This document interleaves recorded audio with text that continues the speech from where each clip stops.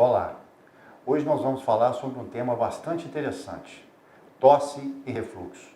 A tosse crônica, ou seja, aquela que tem uma duração igual ou superior a 4 semanas, é um dos principais sintomas apresentados na prática clínica do mundo inteiro.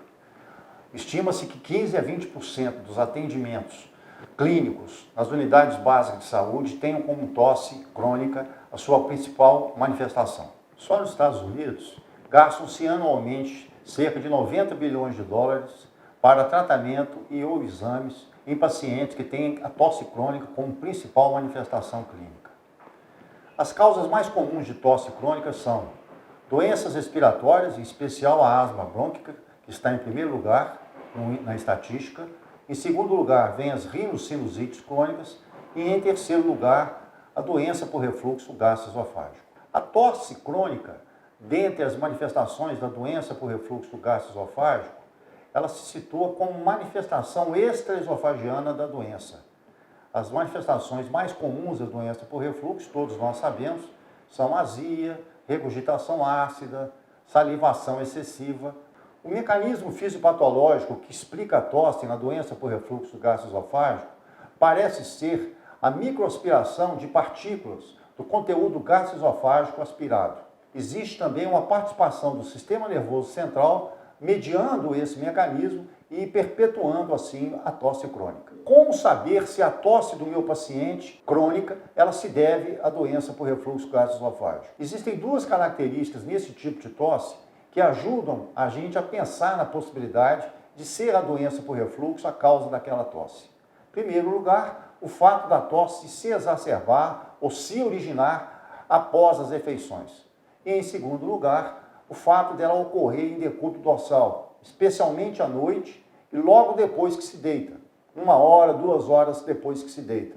Isso diferencia a tosse da doença por refluxo, por exemplo, da tosse da bronquite asmática, que geralmente ocorre mais pela madrugada. O diagnóstico é feito inicialmente através do exame de endoscopia digestiva alta. No entanto, cabe ressaltar que até 60% dos exames de endoscopia digestiva em pacientes com tosse crônica, devido à doença por refluxo, o exame é normal.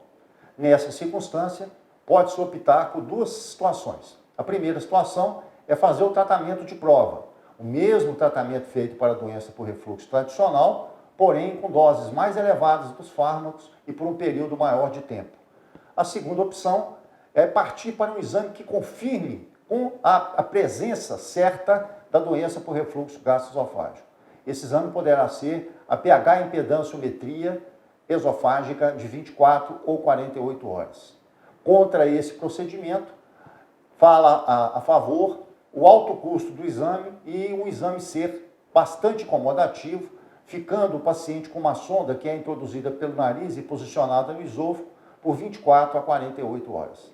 Na prática, o que se faz, se o paciente tem suspeita de doença por refluxo e tem uma tosse crônica, a suspeita for forte, faça o tratamento, a prova terapêutica. Bom, nos casos mais refratários, podemos lançar mão de drogas novas que têm sido usadas com a finalidade da mediação do sistema nervoso central no mecanismo da tosse.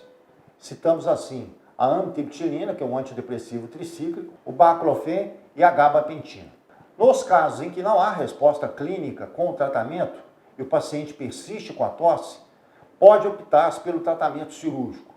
Vale a pena, no entanto, ressaltar que apenas 50% dos pacientes operados que têm tosse crônica refratária ao tratamento clínico terão uma resposta sustentada, ou seja, ficarão livres da tosse por longo período.